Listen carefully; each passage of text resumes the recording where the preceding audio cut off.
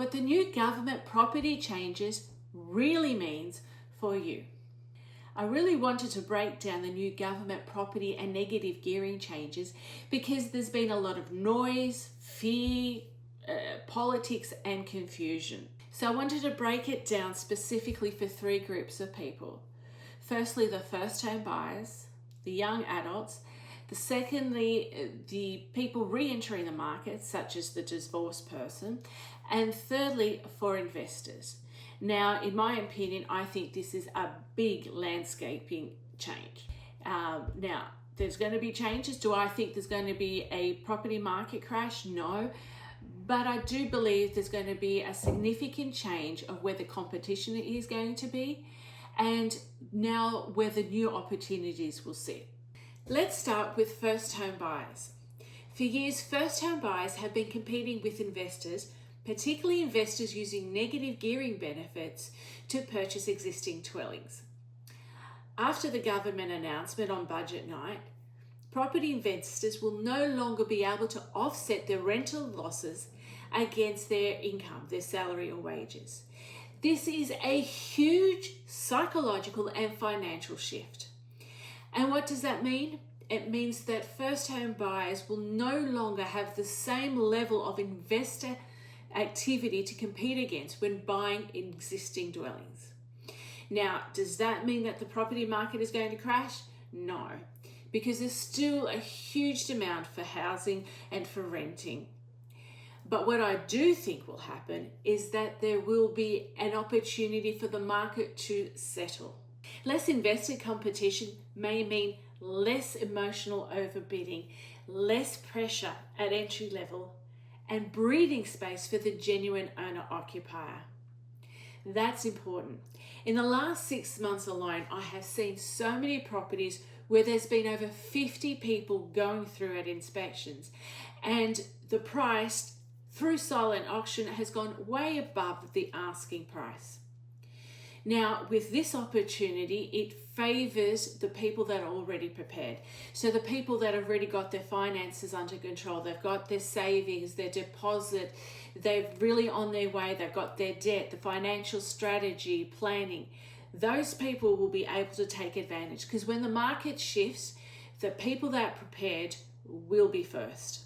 So if you're a parent of a young child or you're a first home buyer yourself, my recommendation is ask yourself, what could you do now?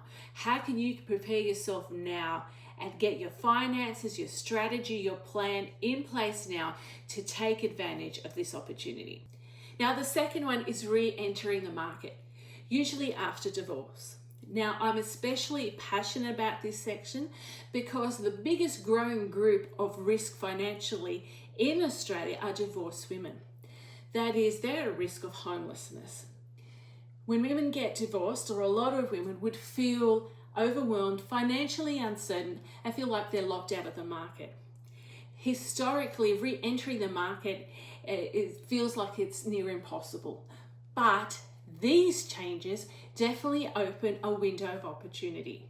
If investor competition softens in the established market, this can provide an opportunity for women who want to rebuild financially after a divorce. Now, that's not because property has suddenly become cheap, but the competition has ceased. And another important factor is that things like shared equity schemes and other supporting programs will put you in an opportunity that simply did not exist in the past. Now, I want to be clear, that does not mean that property has become easy. You will still need to have a budget, a deposit, your income, proper budgeting and a clear path. But the difference is the door may open wider. And again, preparation matters. The women who are already rebuilding their confidence, surrounding themselves with the right people, working on their finances, getting themselves educated will make a big difference to take advantage of this opportunity. That's why I keep saying that financial education is so important.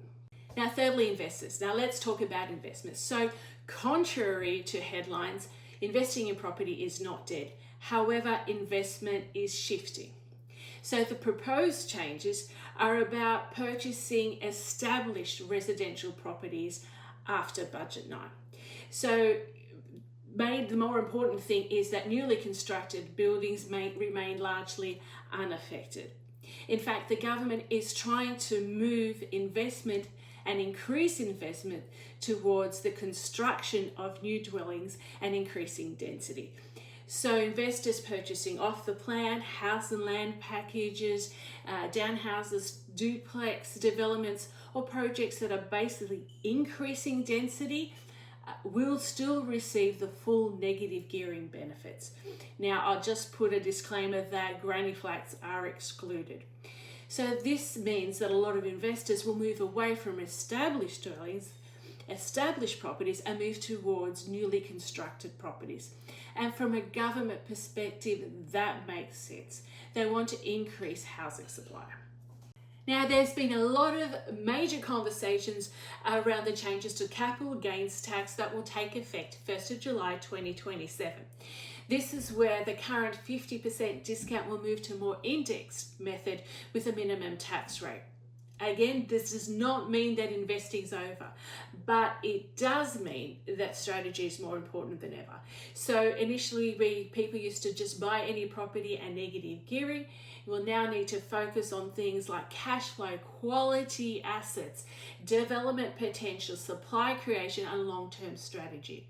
And another important point is borrowing capacity may change significantly because lenders may not be able to use the negative gearing benefits in serviceability calculations in established properties. So this could impact investor borrowing quite dramatically. So overall, I don't believe this is about fear. This is a chance to understand the opportunity shift. So every cycle, every new proposition has winners. And the winner usually is people that take the time to understand the changes and actually prepare themselves. For first home owners, this is an opportunity that didn't exist previously. Again, divorced women re-entering the market, there is an opportunity that didn't exist previously. For investors, it's about shifting towards really smart investing. It's not panic time, it's planning time.